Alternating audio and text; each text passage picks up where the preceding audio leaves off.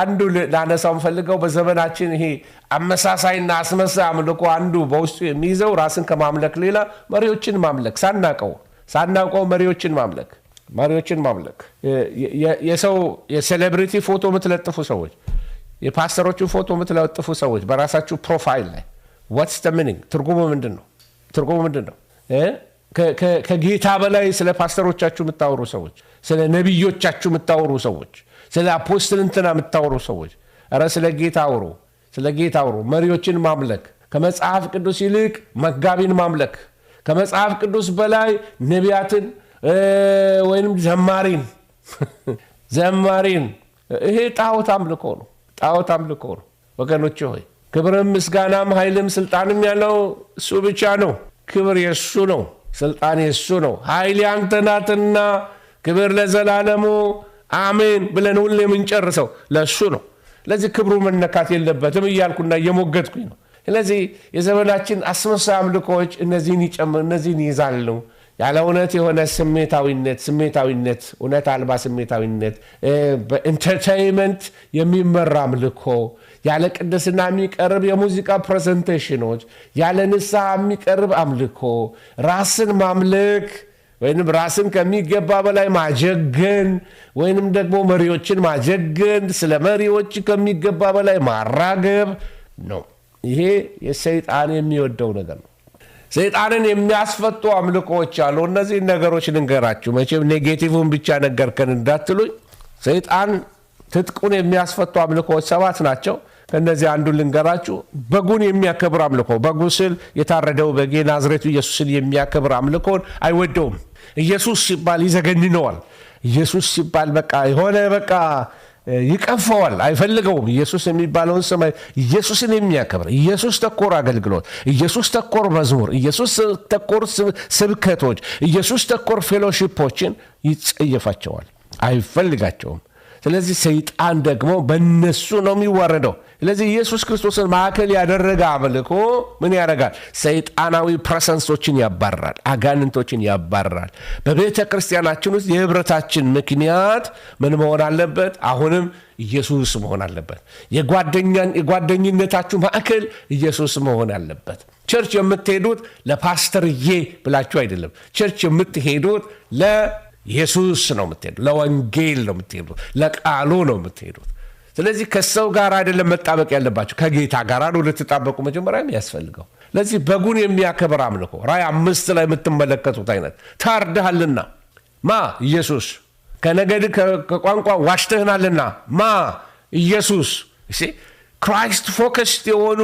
አምልኮችን ሰይጣን አይፈልጋቸውም ለምን ሰይጣንን ትጥቁን ያስፈቱታል ፕሮሰንሱን ያባርራሉ ሰይጣን ሊዝናና የሚችል ሰይጣን እንደ ምሳሌ ልስጣችሁ በኤልዛቤል ተብሏል አይደል ጌታ ኢየሱስ ክርስቶስ በኤልዛቤል ማለት የዝንብ አለቃ ማለት ነው ያጋንንት አለቃ ነው በኤልዛቤል ዝንብ መልክ ያለው ነው እና ዝንብ ብዙ ጊዜ የሚመጣው ምን ሲኖር ነው ቆሻሻ ሲኖር ነው ቆሻሻ ባለበት ዝንብ አለ ኢየሱስን ስናክብር ቅድስና አለ ጽድቅ አለ ብርሃን አለ እሱ ምን ያደርገዋል ቆሻሻው ዞር ያደርገዋል ንስሐ አለ መጣጠብ አለ እውነተኛ እርቅ አለ ከእግዚአብሔር ጋር ይሄ በሚሆንበት ሰዓት ላይ ሰይጣናዊ ድባብ ይሄዳል ዝንቡ መቀመጫ ያጣል ዝንቡ ማረፊያ የለም ቤቱ ጸርቷል ይሄዳል በቃ ወጣ ግባ ምናምን ከሱ በላይ ቅዱስ ኑሯችሁ ሰይጣንን ያባርረዋል ዝም ብላችሁ ላይ ይቀመጥም እያልኩ ነው ሃሌሉያ ክብር ለእግዚአብሔር ይሁን ለዚህ በጉን የሚያከብር አምልኮ ይሄ ሰይጣን እንዲርቅ ያደርገዋል ይሄ ትጥቁን ያስፈታዋል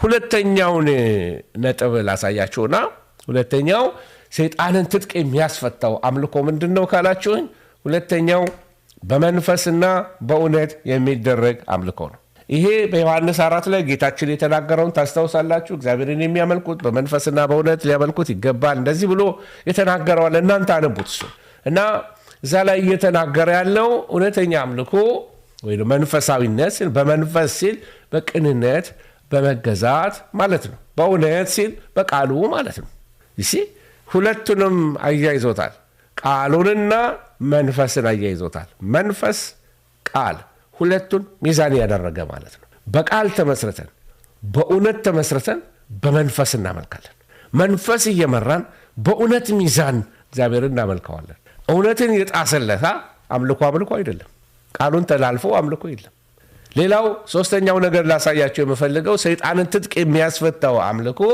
በቅድስና የሚቀርብ አምልኮ ነው። አያችሁ፣ ለእግዚአብሔር በቅድስና ውበት ስገዱ ይላል መጽሐፍ ቅዱስ። ሃሌሉያ ሃሌሉያ። ስለዚህ በቅድስና የሚቀርብ አምልኮ እግዚአብሔር ቅዱስ አምላክ ስለሆነ ዳዝማተር በጣም ምን ያህሉ ድምፀ መረዋ፣ የዩኒፎርሙ ማማር፣ የሙዚቃው ቅላጼ ሃርመኒ፣ ሳክስፎኑ፣ ትራምፔቱ፣ በገናው፣ ምኑ ተደርድሮ፣ ድራሙ፣ ቤዙ፣ ሊድ ጊታሩ፣ በየአይነቱ መሳሪያዎች ከጫፍ እስከ ጫፍ ተደርድረው ባንዱ በደንብ ለብሶ ባንዱ በቢጫ በቀይ ተብለጭልጮ ቅድስና ከሌል ነው ዜሮ። ለእግዚአብሔር በቅድስና ውበት እግዚአብሔር ከውጭ ውበት ከውጭ ልብስ ይሄ ከውጭ ኢምፕረስ ለማድረግ ምን ለብሰው የለም። ከእሱ ይልቅ ልብ ይፈልጋል። ንጹህ ልብ። እውነተኛ አምልኮ ልባዊ ነው፣ ልብሳዊ አይደለም። ልድገመው፣ እውነተኛ አምልኮ ልባዊ እንጂ ልብሳዊ አይደለም። አሁን ቲሸርት በዝተዋል። ልበሱ፣ ችግር የለብኝም። ቲሸርት በዝተዋል። በጣም በቲሸርት አንድ አይነት ይለብሳሉ። ጥሩ ነው። ዩኒፎርሚቲን አልጠላም፣ መልበስን አልጠላም፣ አልቃወምም። በሄድኩበትም ለብሳለሁ። አብሬያቸው ወጣቶችን ሳገለግል በብዙ ከተሞች አድርጌዋለሁኝ። ክብር ለእግዚአብሔር። ችግር የለበትም። እንደ ልብሳችን ልባችን አንድ ይሁን እያልኩ ነው። በመንፈስ በቅንነት እየተገዛን እግዚአብሔር እናምልከው፣ በቅድስና እናምልከው። ከሙዚቃው በላይ ኢየሱስን እንውደደው። በቃ አንዳንድ ሰው በጣም ሙዚቃ ይወዳል። ኃጢአት ነው ማለት አይደለም፣ ግን ከሙዚቃው በላይ ኢየሱስ መወደድ። አንዳንድ ጊዜ ሙዚቃው ካላማረሳ፣ ጥሩ ሙዚቀኛ ከሌለስ ማምለክ አይቻልም። በደረቅ ፒያኖ ያመለክንበት ዘመናቶች አሉ። በክራር የተዘመረበት ዘመናቶች ነበሩ። በአንድ ደረቅ ቦክስ ጊታር ምን የመሰሉ ዜማዎች ተፈልቅቀዋል። ክብር ለእግዚአብሔር ይሁን። ስለዚህ እግዚአብሔር የሚፈልገው በቅድስና የሚቀርብን አምልኮ ነው። ከሁሉ በላይ ይሄ ነው ሰይጣንን ትጥቅ የሚያስፈታው። ሃሌሉያ። ይሄ ነው አጋንንቶችን የሚያንቀጠቅጣቸው። አካባቢ ላይ አገር ላይ ያለውን ማናቸውም አጋንንታዊ የሆነውን ይሄ ውስብስብ ድሩን ሁሉ የሚበጣጥሰው ይሄ አይነት አምልኮ ነው። በቅድስና የሚቀርብ በመንፈስና በእውነት የሚቀርብ ኢየሱስ ክርስቶስን የሚያከብር በጉድ የሚያከብር አምልኮ ሲኖር፣ ቅድም እንደጠቀስኩላችሁ ከሰባቱ ምናልባት ስንተኛ ላይ? አራተኛ በቅድስና የሚቀርብ አምልኮ ብያችኋለሁ። አምስተኛ መስዋዕት ያለበት አምልኮ። መስዋዕት ያለበት አምልኮ ምን ማለት ነው? ዳዊት ልክ ያለውን ጥቅስ ላይ ተመልከቱት። ዋጋ በማልከፍልበት ነገር ለጌታ አልሰዋም የሚል ሀሳብ።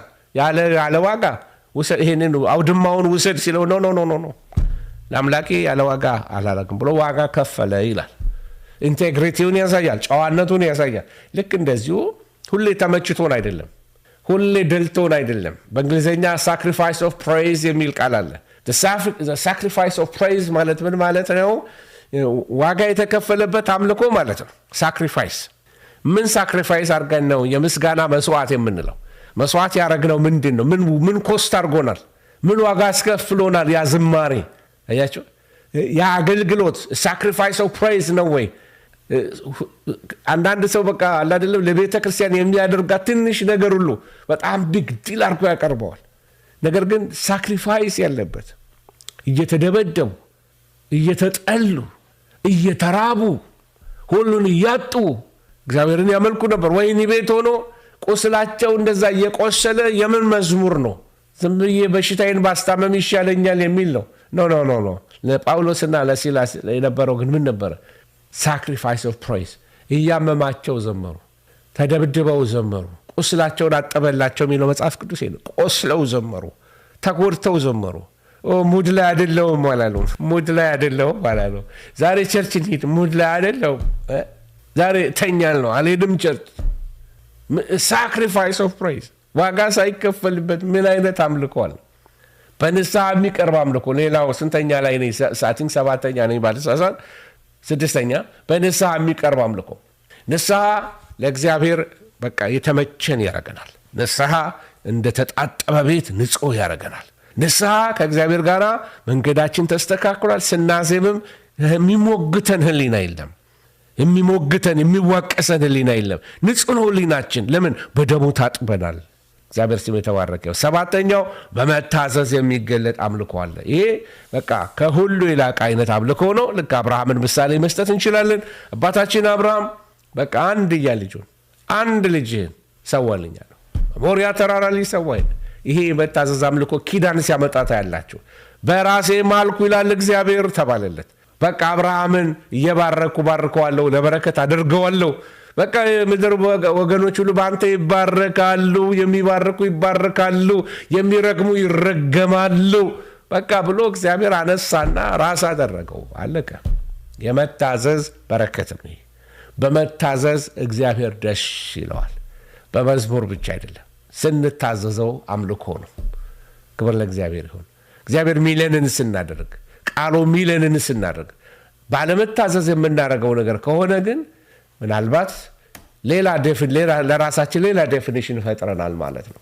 የመጨረሻው እግዚአብሔርን እንጂ ሰውን የማያገዝፍ አምልኮ ሲኖረን ይሄ ሰይጣንን ያባረዋል። ሰይጣን ትጥቅ የሚፈታው እነዚህን ነገሮች ሲመለከት ነው። 7 ያልኩት የቁጥር ስህተት አለ። ደርቤ 4 ቁጥርን ስለጻፍኩኝ ነው። እና አምልኮ 7 መለያዎች አሉ። ጤነኛ እውነተኛ አምልኮ እና ሰይጣንን የሚያባረረው ነገር ይሄ ነው። ነግራችኋለሁ ቅዱሳን። በህይወታችን በዚህ ካውንተርፊት በሆነ አምልኮ እንዳንያዝ እግዚአብሔር ይርዳን። በቃ ራሳችንን እንዳናታልል፣ ሰው እንዳናታልል፣ በቃ በተታለለ ህይወት እንዳንኖር